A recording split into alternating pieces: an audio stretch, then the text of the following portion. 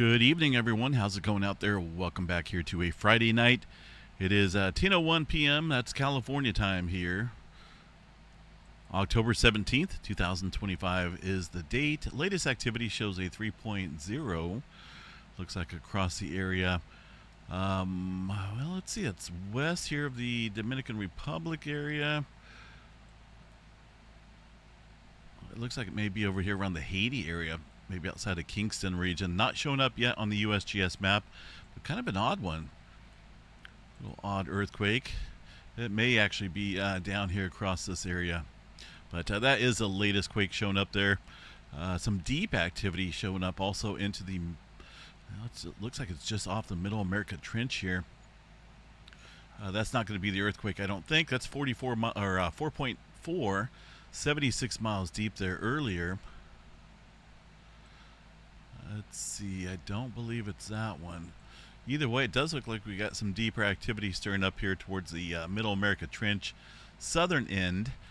These deeper quakes, I always talk about how these deeper quakes tend to trigger surface adjustment and some larger quake activity in the region. So I do have to keep an eye on that. That's kind of an odd deeper quake out there into the ocean basin. All right, let's see what else we got here for the West Coast real quick. Up into the Pacific Northwest.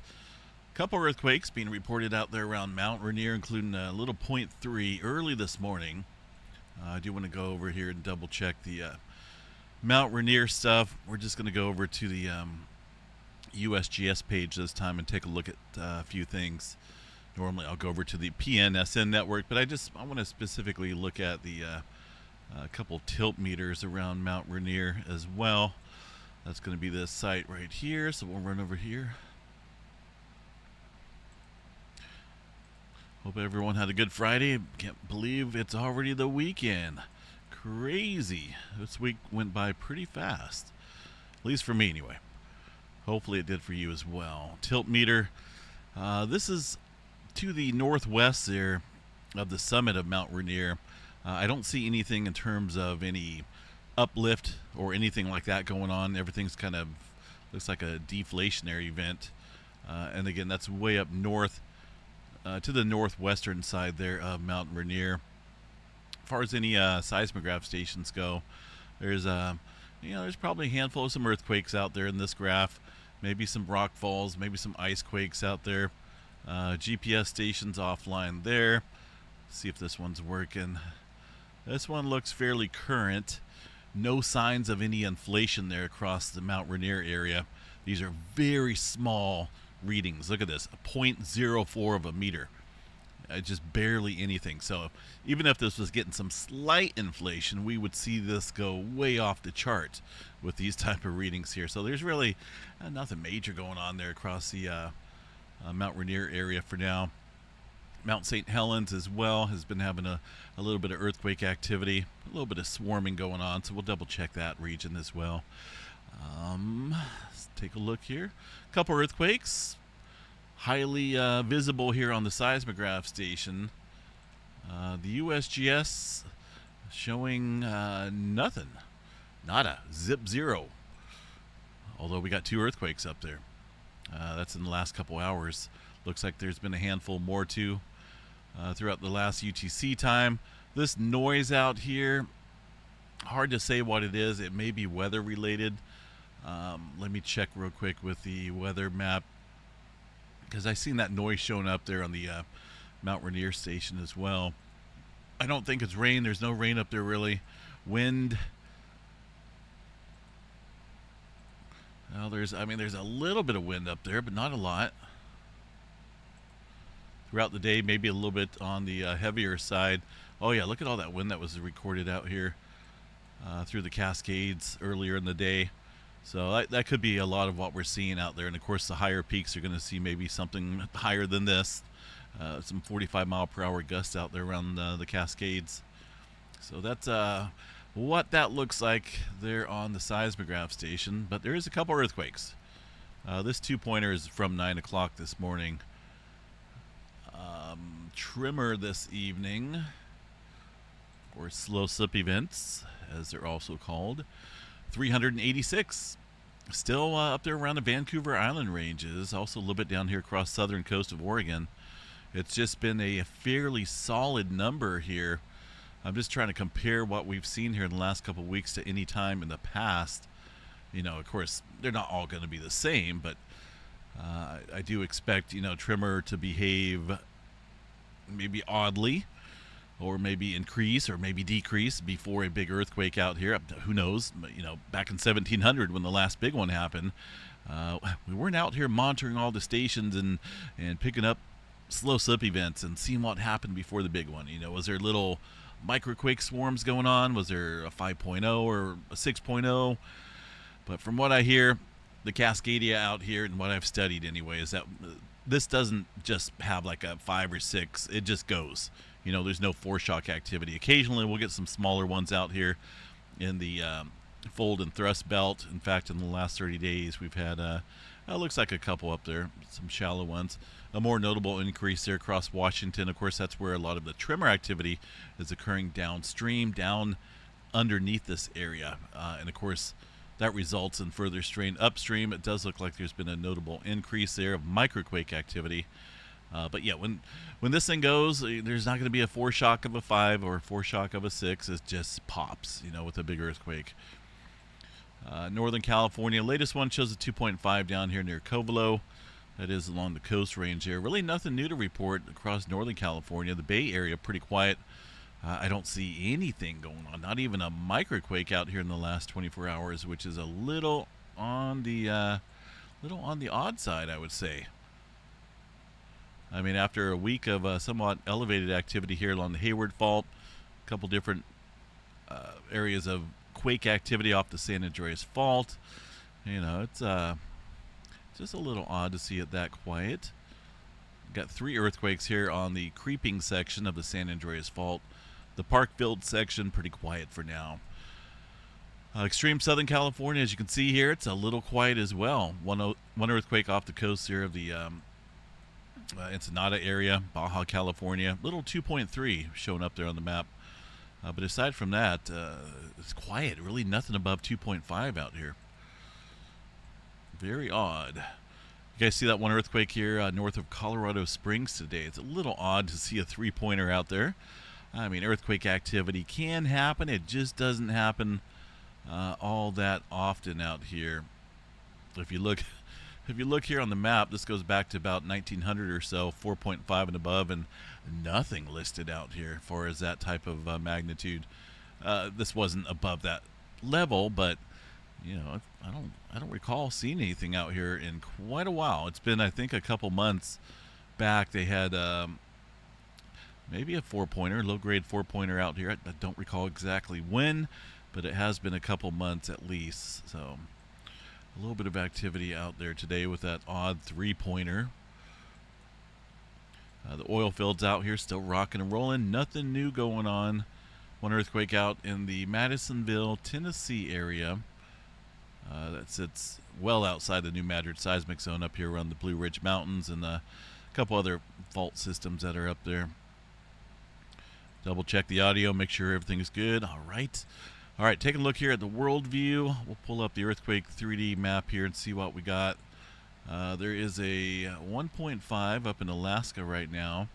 As far as newer activity goes, since this morning's update, we do have some migration here northward from our Philippines area, where they're been having a lot of earthquake activity here recently.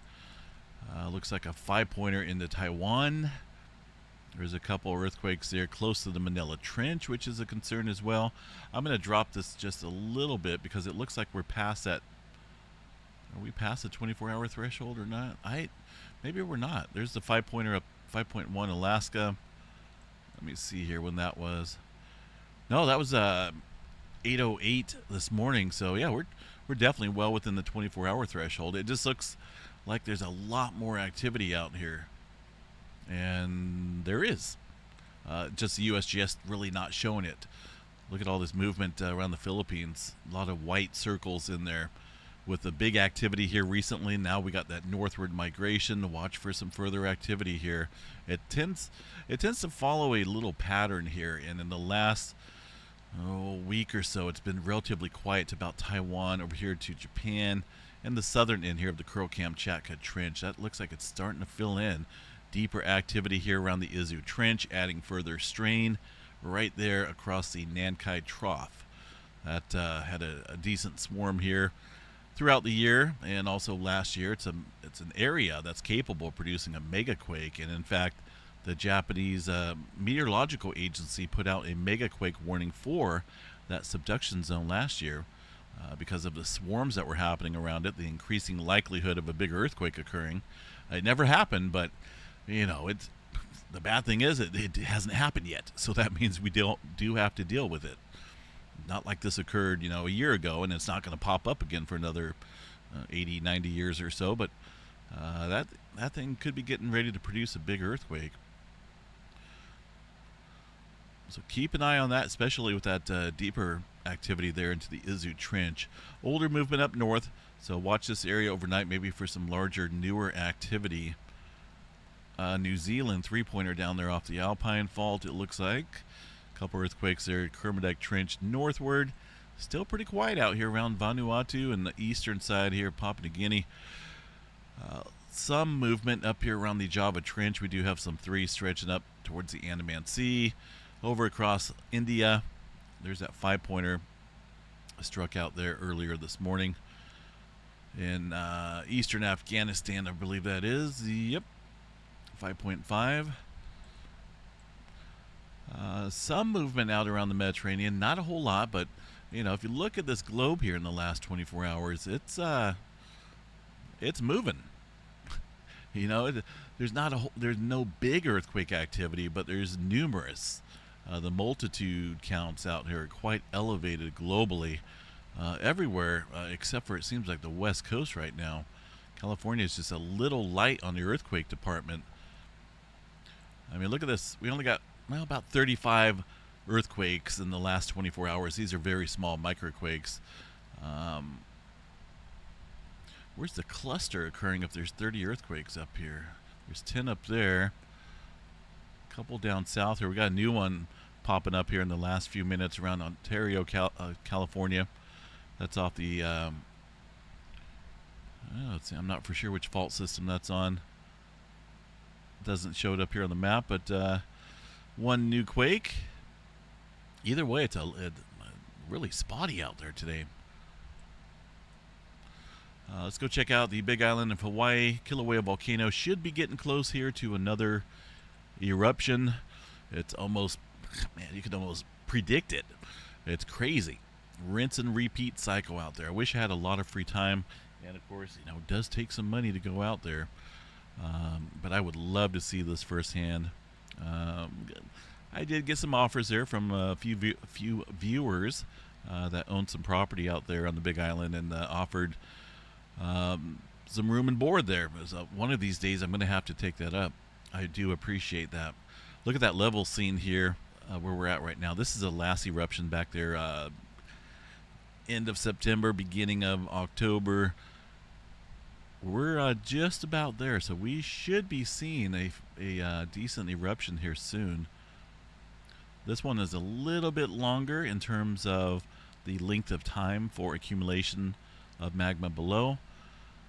That's because the output was a lot more than, say, for example, back over here where there was a very short-lived eruption, that duration right there, and then it didn't take as much time to peak up across another eruption there.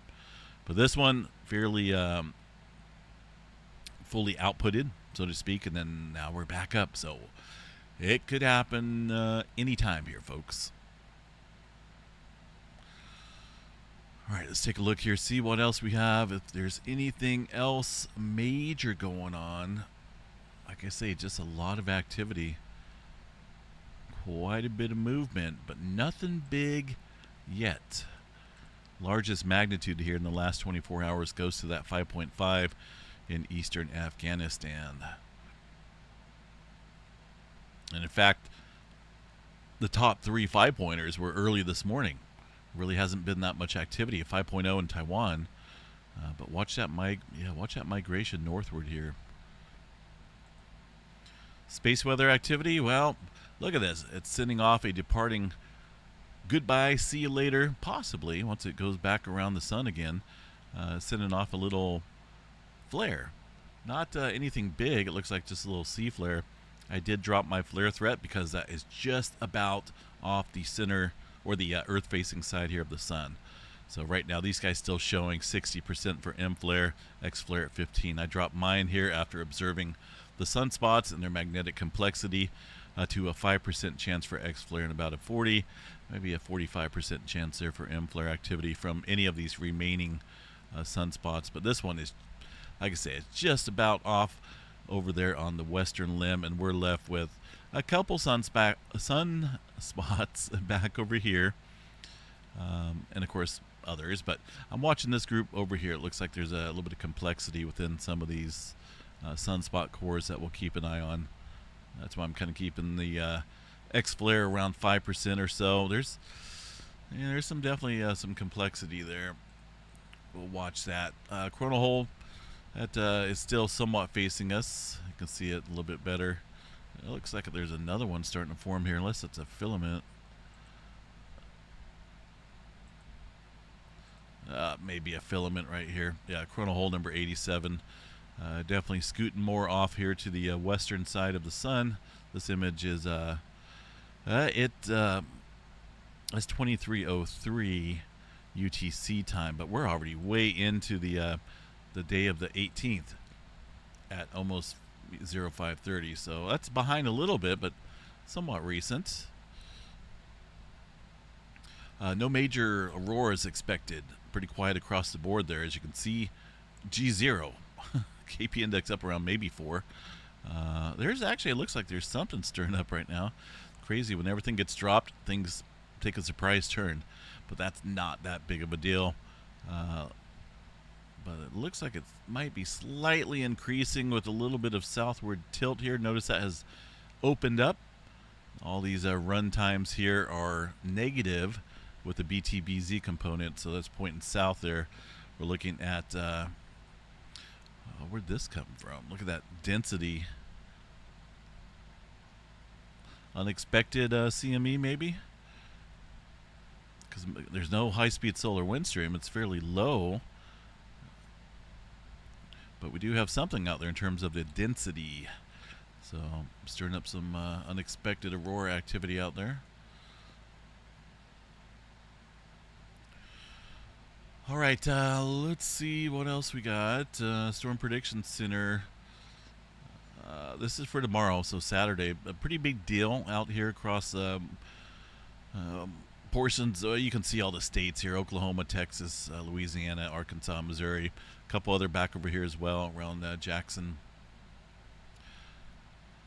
Got a kind of a big deal when it comes to this time of year, right? The fall season is kind of similar to the spring season, where you get the colder air dropping down with a strong jet pulling up the warmer air. We got a 5% chance here for some tornado activity, mainly across almost the entire state there of Arkansas. Wind, big time wind threat out there, and a little bit of hail. This is for tomorrow, so if you're out there, at home barbecuing, keep the family safe there and keep your weather radio on. Watch the sky there for those storms firing up. Looks like it could be quite a mess out there tomorrow. Here's just a potential radar imagery. See what it looks like. There's the storms firing up there in the afternoon time period, and of course that makes its way further through Arkansas and whatnot as a looks like a huge squall line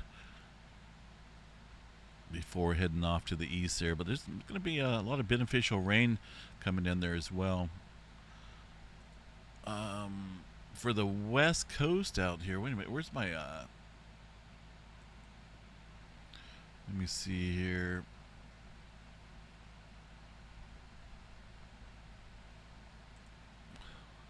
This is going to be no, that's not the one I want.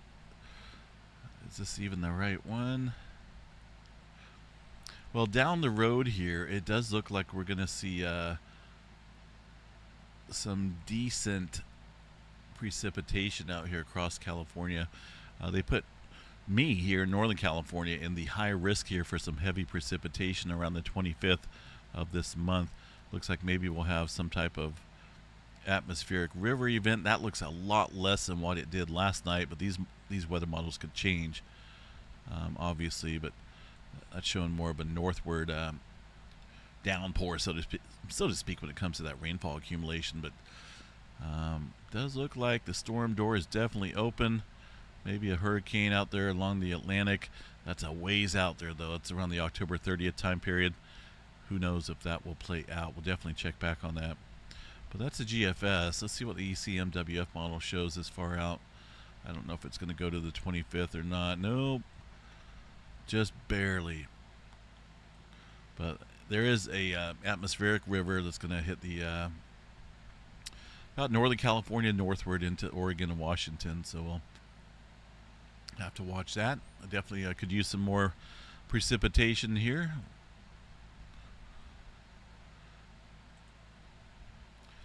All right, a couple seismograph stations offline there. Looks like the interesting some California stations. Mount St. Helens offline as well. Hopefully these come back. See here. I guess we'll just leave it on like this for now. Hopefully some of these California stations come back online. Well, look at the Bay Area. It's super quiet. Nothing going on. I find that just a little odd. There's not even a microquake or anything going on. Anyway, folks, just be prepared. Stay safe out there. Enjoy your weekend. We'll see you guys out here for the Saturday morning update. Don't forget, here in 3 days, we're going to be doing the member drawing. We'll be picking out 3 members because we went above that 150 mark this month. I think we're at 161, 162 or so.